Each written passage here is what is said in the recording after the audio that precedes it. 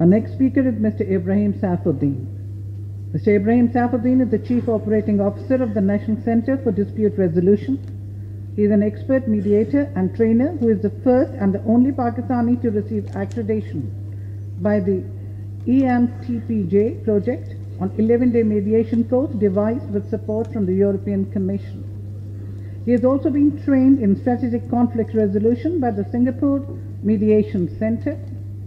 He has drafted the Mediation Bill 2014 and also revised the previous proposed amendment of Section 89 ACPC. For the first time in Pakistan, he devised a mediation model according to the religious and cultural norms of Pakistan to promote communal harmony and religious tolerance. The speaker is Mr. Ebrahim Saifuddin.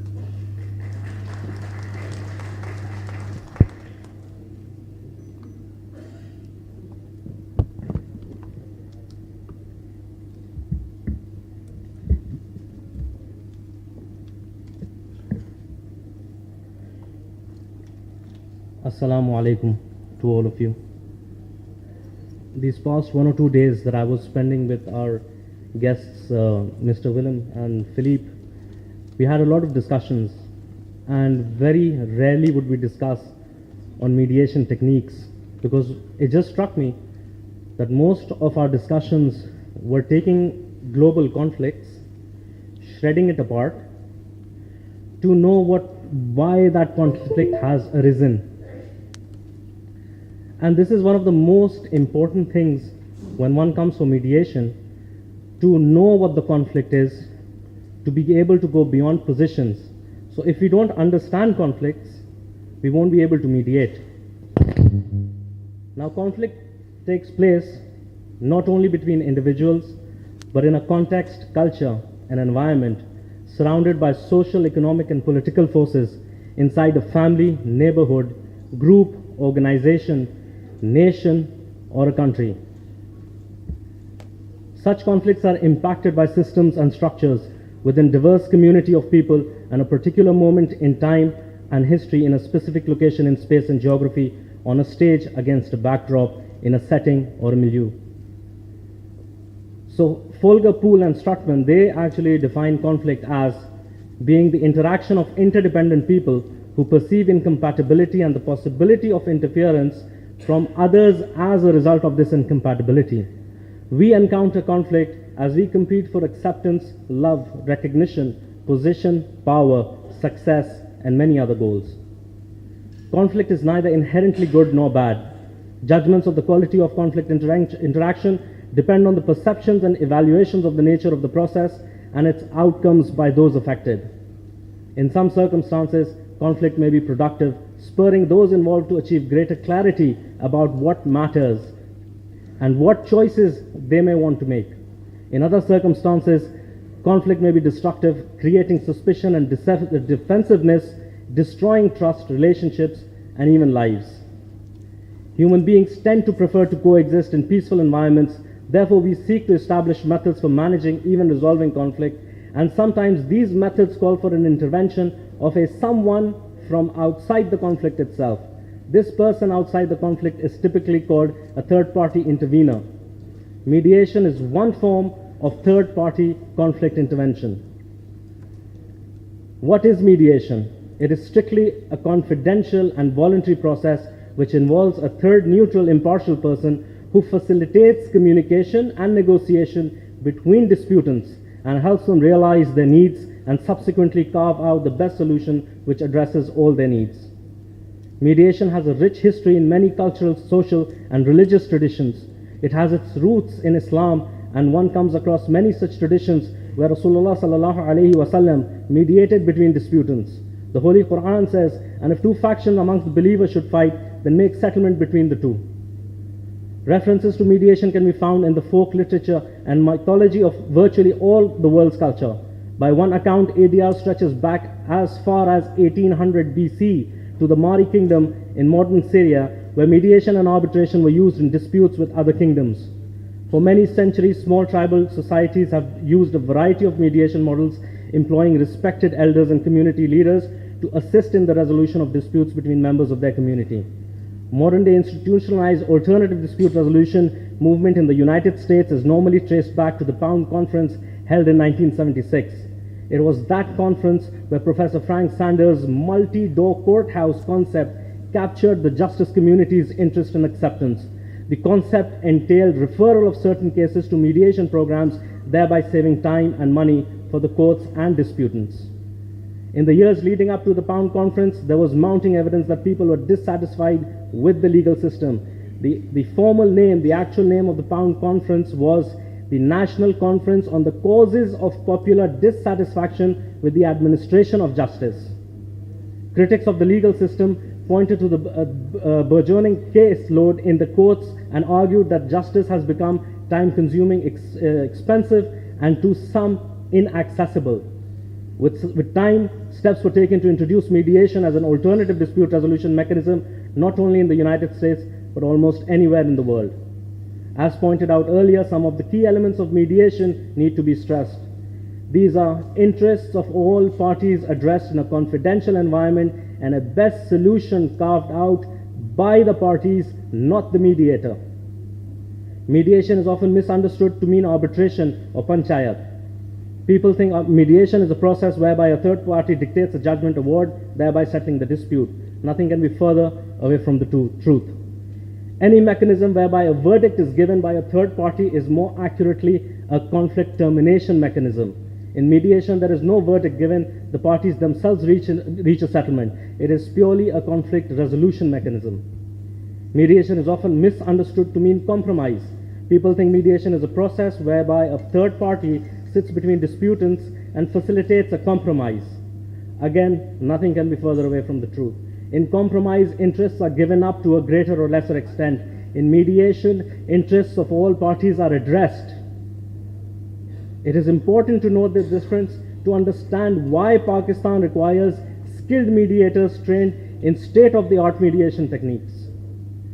Based on such difference, I personally hold the opinion that even if a compromise is successful, the conflict is factually unresolved and can recur in either the same or a different shape and form.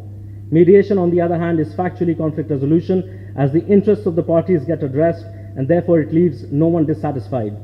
About mediation, the European Mediation Directive mentions agreements resulting from mediation are more likely to be complied with voluntarily and are more likely to preserve an amicable and sustainable relationship between the parties. In the entire 9-year history of National Center for Dispute Resolution, there has never been a single case where a party signed a settlement agreement and then violated it. Why is that? Because when interests are addressed, a person is satisfied. When a person is satisfied, conflict is no longer on their mind. This mediation is not a conflict termination mechanism like arbitration or litigation, but rather a conflict resolution mechanism. It is not a mechanism where interests are given up like in compromise, jirga and panchayat, but rather a mechanism where interests are satisfied. This underscores the importance of mediation in Pakistan, sustainable peace and relationship.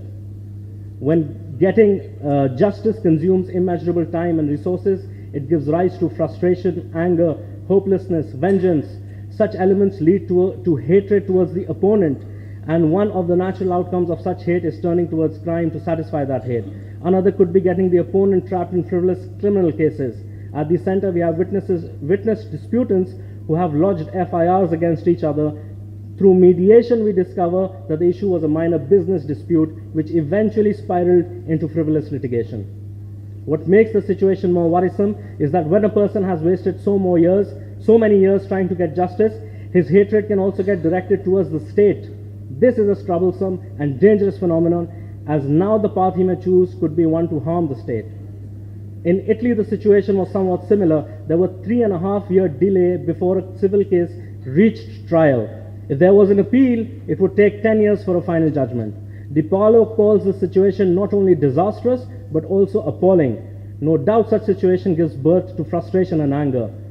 However, the citizens of Italy had a way to release the proverbial pressure cooker and not blow up. Their savior was the European Court of Justice. The people raised the claim that the Italian government is in violation of Article 6 of the European Convention on Human Rights. That means the government failed to ensure that the pleas of the people are heard within a reasonable time. The result, Till the year 2000, the Italian government had paid out over 600 million euros in damages to people who brought a claim against the government. Do the people of Pakistan have any such option? Then one can only imagine the consequences of the pressure cooker syndrome amongst the common man of this nation. Notorious delays in Italy's civil justice system cost the nation an estimated 1% of its gross domestic product annually, equivalent to 16 billion euros. It contributed to Italy's drop to 158th rank in the World Bank's Doing Business report. Today, Italy's rank for enforcing contracts, as per the Doing Business report 2016, is 111, Pakistan 151. According to the World Justice Project report 2015, Pakistan ranked 94 out of 99 in the Rule of Law Index civil justice system. Today it ranks 98 out of 102. In Nepal, a community mediation program was launched which aimed to resolve even the minutest disputes which normally would not end up in court, such as minor physical assault, verbal abuse, misunderstanding between spouses, individual ostracized by community, etc. Such disputes do not normally end up in court, but if they are left unresolved, they give rise to communal disharmony. The Asian Foundations program has actually contributed to spread communal harmony. According to the TAF report, the success of community mediation was so great that neighboring areas started to request for the program to be expanded over there. NCDR too started a pilot project in collaboration with another non-profit organization, Sparrow. 3 areas were identified in Karachi, and from within those areas, community representatives, religious leaders, Muslims and Christians, women, police officers were trained in the art of conflict prevention and resolution. Within 2 months of the project, NCDR received reports of the resolution of 52 cases. Imagine 52 cases resolved. 52 cases resolved without judgment, without pointing fingers, without compromising on interests, without imposing any condition on a party. Just by training a few people in the art of conflict resolution, such colossal results can be reached. Had these 52 cases ended up in the conventional process of litigation, the disputants would not have received such swift relief. The Hong Kong Polytechnic University, commissioned by the judiciary of the Hong Kong Special Administration Region, published its interim report on the pilot scheme for family mediation on April 12, 2002, in which it notes, of all these mediated cases, 80% had resulted in agreements. 7 out of 10 duly mediated cases had full, and 1 in 10 had partial agreements reached between the disputing parties. Germany's success rate is 80%, UK approximately 75%, Sweden approximately 74%. Over a period of its 9-year history, the overall success rate of NCDR has been over 75%. United Kingdom,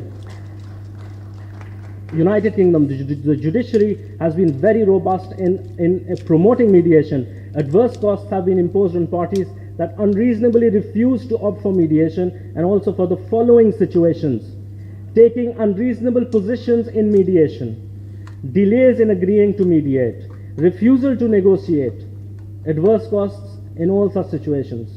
Italy has made mediation mandatory. France, it's mandatory to mediate if a condition is in the contract. Failure to do so shall result in inadmissibility of claim before a court. Canada, in 1999, Ontario started a pilot scheme of mandatory mediation for civil disputes which lasted for 2 years. After the results, they made it permanent. Germany, obligation to mediate if there has been a contractual arrangement between parties to mediate a dispute.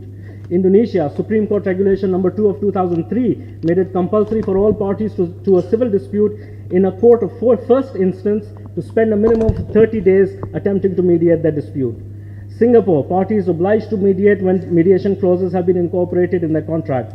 The Singapore Supreme Court Practice Direction, First Amendment draft of 2016, I will read it through, please pay attention.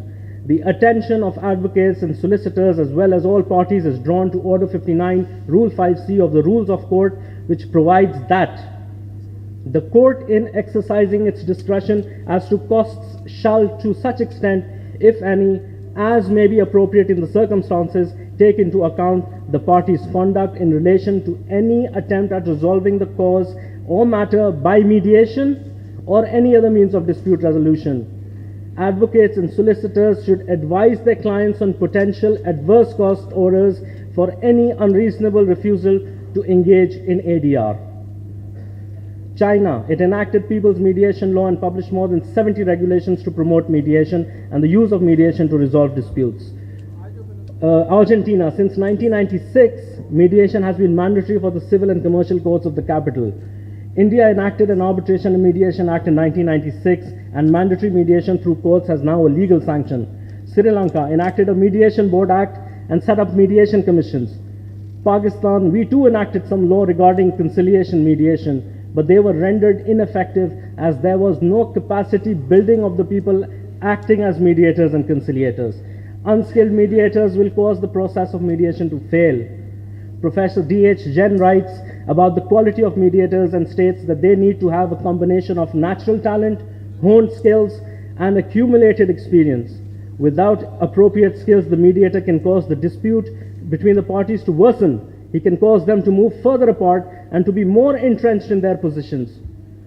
Under the Small Claims and Minor Offences Courts Ordinance 2002 of Pakistan, there have been 270 lawyers appointed as salis, that is arbitrators, conciliators, mediators.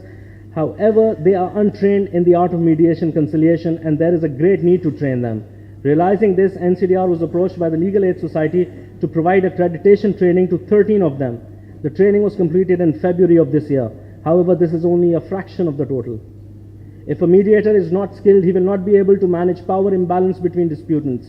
He will not be able to go beyond the positions. He will not be able to reframe. He will not be able to facilitate effective communication. He won't have emotional intelligence. He won't be able to maintain and mend relations between the disputants. And there are many, many such things that an unskilled mediator would not be able to achieve. A trained and skilled mediator of NCDR has been permanently stationed by the center in District Larkana to resolve disputes involving women litigants free of cost. Statistics for the year 2015: cases mediated 207, cases successful 191, success rate 92.3%. It is high time mediation is made mandatory in Pakistan, just like it has been in some other countries. An argument is raised against mandatory mediation, and it is important to address it over here. The opponents say mandatory mediation is an oxymoron, as it is a voluntary process. The answer is that the only obligation under mandatory mediation is to attend mediation. It does not impose an obligation to settle the dispute. That remains voluntary in conformity with the very nature and spirit of mediation. In the end, I hope that this platform shall provide all of us an insight as to how mediation can improve the business climate and promote communal harmony in Pakistan. So towards a better Pakistan, thank you for your time and patience.